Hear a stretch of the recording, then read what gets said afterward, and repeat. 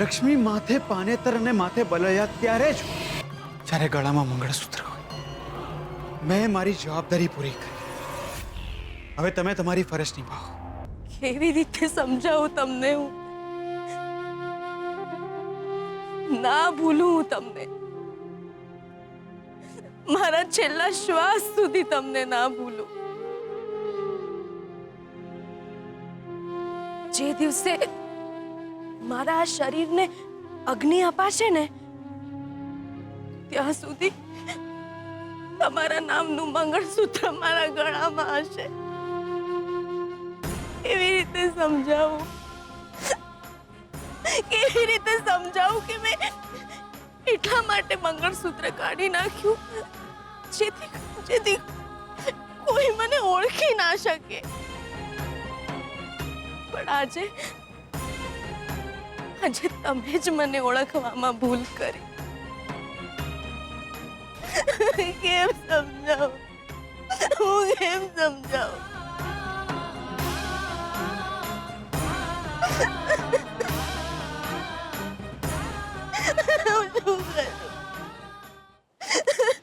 મામા, તમે અહીં?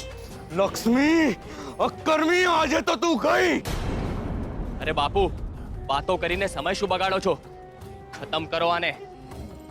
બકુલભાઈ, તું જીવતી હોઈશ ત્યાં સુધી જપીને અમને જીવવા નહીં દે. અક્કર્મી, આજે તો તને જીવતી નહીં મૂકીએ. મામા મામા કંસ મામા પાછા આવી ગયા તમે દિયોર. એ છોકરા, જતો રહે અહીંથી, નહીતર આજે તો તું પણ ગયો. લે આરામથી મામા, આરામથી. પ્રેશર આવી જશે. અને આ શું આટલી ગરમીમાં શાલ ઓઢીને ફરો છો? ઓળાઈઓ થઈ જાય.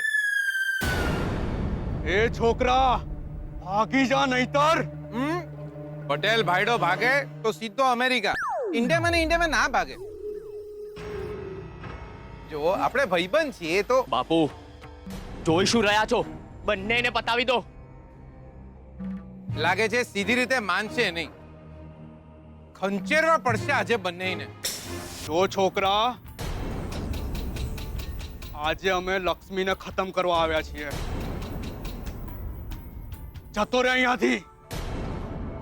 તમે સમજતા કેમ નથી? તમે નીકળી જાઓ અહીંયાથી. નીકળી જાઓ. તમે નથી ઓળખતા એમને.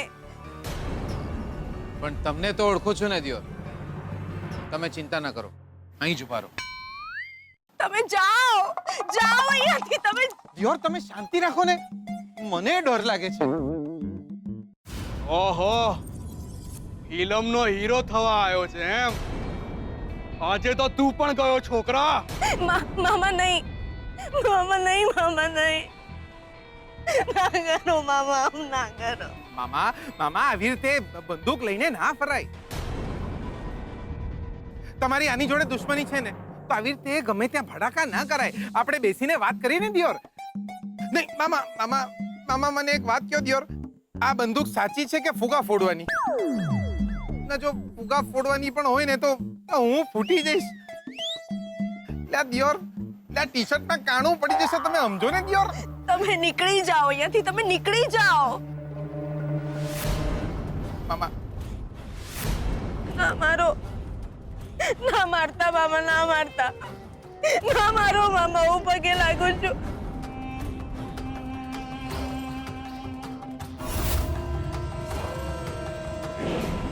તમે જાઓ અહીંયાથી. મારી નાખશે તમને. તમે જાઓ. ના જવાય. એમ ના જવાય. આને શું થયું? કાણું ન પડ્યું. આ દશેરા નદી છે, આ ઘોડું દોડ્યું જ નહીં. બાપુ, હવે તમે તો જ્યાં દિયોર, બંદૂક ભલે ખોટકાઈ ગઈ હોય પણ આ પથ્થર નહીં ખોટકાય. તમે ભાગો અહીંયાથી. ભાગો અહીંયાથી.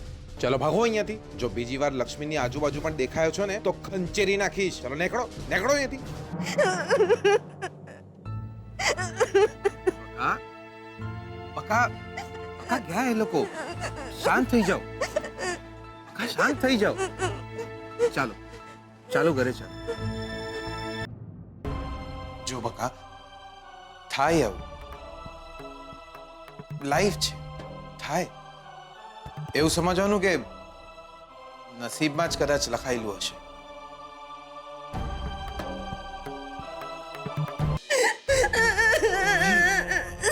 શાંત થઈ જાઓ.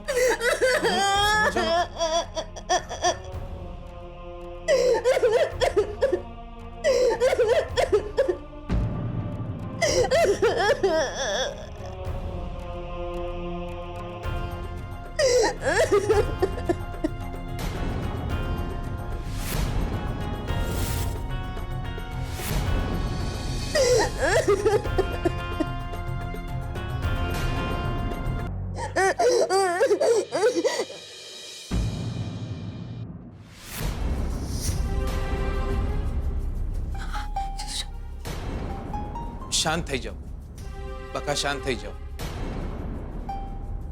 અને સાંભળો, પોતાનું ધ્યાન રાખજો. થાય.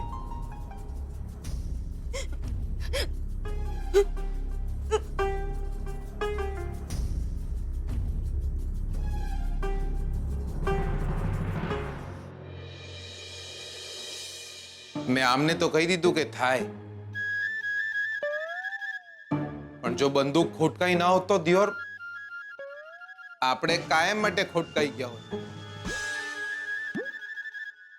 એવી કોઈ છોડીને નહીં પરણું જેના મામા પાસે બંદૂક હોય.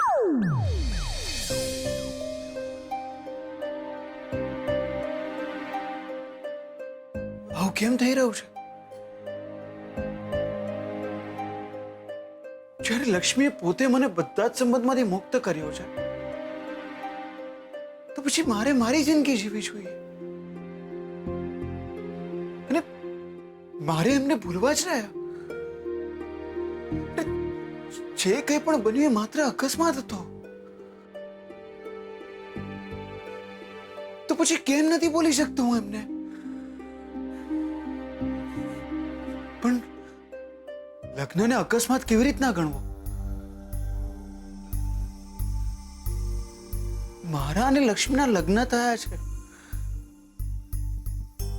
ભગવાનની સાક્ષીએ જે સંબંધ જોડાયો હોય એને કેવી રીતના ભૂલી શકાય? પણ જે કંઈ પણ બન્યું એ મેં માત્ર ને માત્ર લક્ષ્મીની જિંદગી સ્પોઇલ થતી અટકાવવા માટે કર્યું હતું. તો પછી કેમ આટલી બધી લાગણી છે મને એમના માટે? કેમ એમને તકલીફમાં જોઈને મારી આંખમાં આંસુ આવે છે?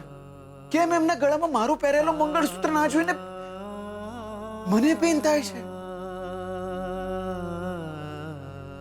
કેમ એમને કોઈ બીજા સાથે જોઈને હું આટલો બધો ડિસ્ટર્બ થઈ ગયો છું?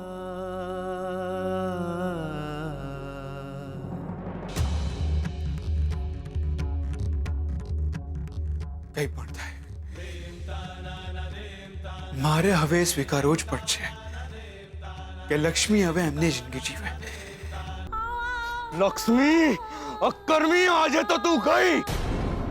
અરે બાપુ, વાતો કરીને સમય શું બગાડો છો? ખતમ કરો આને. બકુલભાઈ, પૈસો માણસને એટલો આંધળો બનાવી દેતો હશે કે એને સંબંધો પણ ના દેખાય. મેં મારા નામે જે કંઈ પણ મિલકત હતી એ બધી જ શંભુના નામે તો કરી આપી. બીજું શું કરું હું? સુજાતા ભાભીએ બટુક મામાને નહીં કહ્યું હોય? વસિયત માટે મામા એમને તો કોઈ નુકસાન નહીં પહોંચાડે ને? ના, ના જોઈએ મને એવો પૈસો જે મારા હીરાબાનો જીવ લે. ના જોઈએ મને એવો પૈસો જે માણસને માણસનો વેરી બનાવે. મારે આજે જ વસિયતનામું સુજાતા ભાભીને આપી દેવું જોઈએ. I love you. I love you. I love you so much.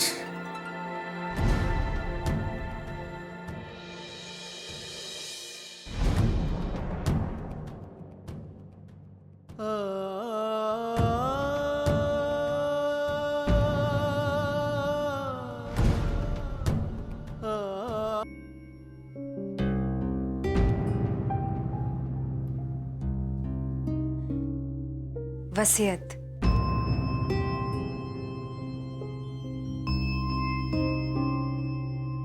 વસિયતનામું લેવા આવી છું. મારે સુજાતા ભાભીને મોકલવાનું છે. એક વકીલ છે, નામ અને સરનામું આની અંદર લખેલું છે. તમને શોધતા શોધતા મને મળવા માટે આવ્યા હતા. મારા નાનાનું વસિયતનામું છે આ. એમણે વર્ષો પહેલા એમની બધી મિલકત મારા નામે કરી નાખી હતી અને મને ખબર નહોતી. અને તમે આ બધું જ સુજાતા ભાભીને નામે કરી આપ્યું. સુજાતા ભાભીના નામે નહીં, મારા શંભુના નામે. પણ કેમ? શા માટે? તમે એમને ભાગ પણ આપી શક્યા હોત. Lakshmi, you need money. પૈસાની જરૂર છે તમને. અરે જિંદગી બાકી છે હજુ. જ્યારથી ઘર છોડ્યું છે ત્યારથી ભાગતા રહ્યા છો તમે.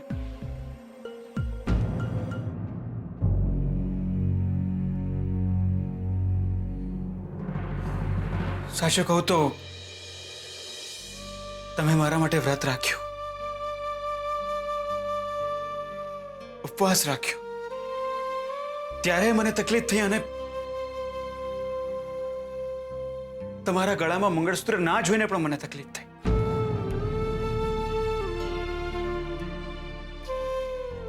પણ પછી મેં વિચાર્યું કે જો હું મારી જિંદગી જીવી રહ્યો છું તો તમને પણ હક છે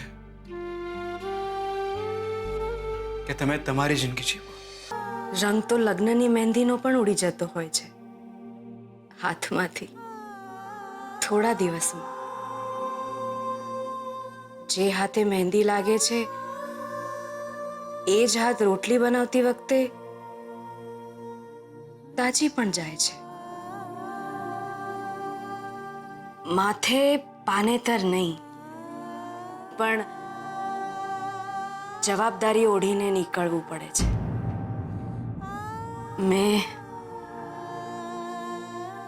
મેં મંગળસૂત્ર એટલા માટે કાઢ્યું કારણ કે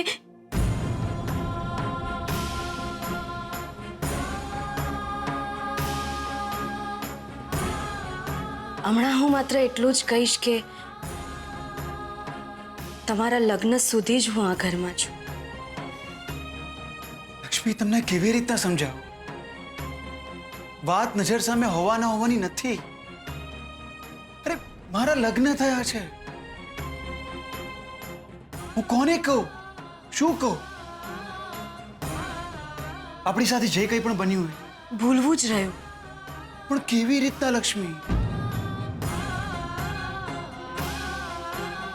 લક્ષ્મી, અમે મંગળસૂત્ર નથી પહેરતા કે ઉતારીને બાજુમાં મૂકી દઈએ? ફારગતી લખી આપ, ફારગતી લખી આપ, ફારગતી લખી આપ, ફારગતી લખી આપ, ફારગતી લખી આપ. છૂટા છેડાના કાગળ પર સહી કરી આપો.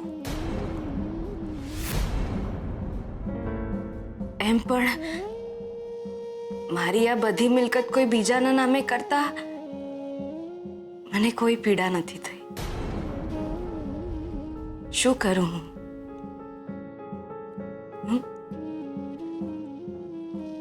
તમે મને ભૂલી જાઓ એને માટે મારા શ્વાસ લખી આપો.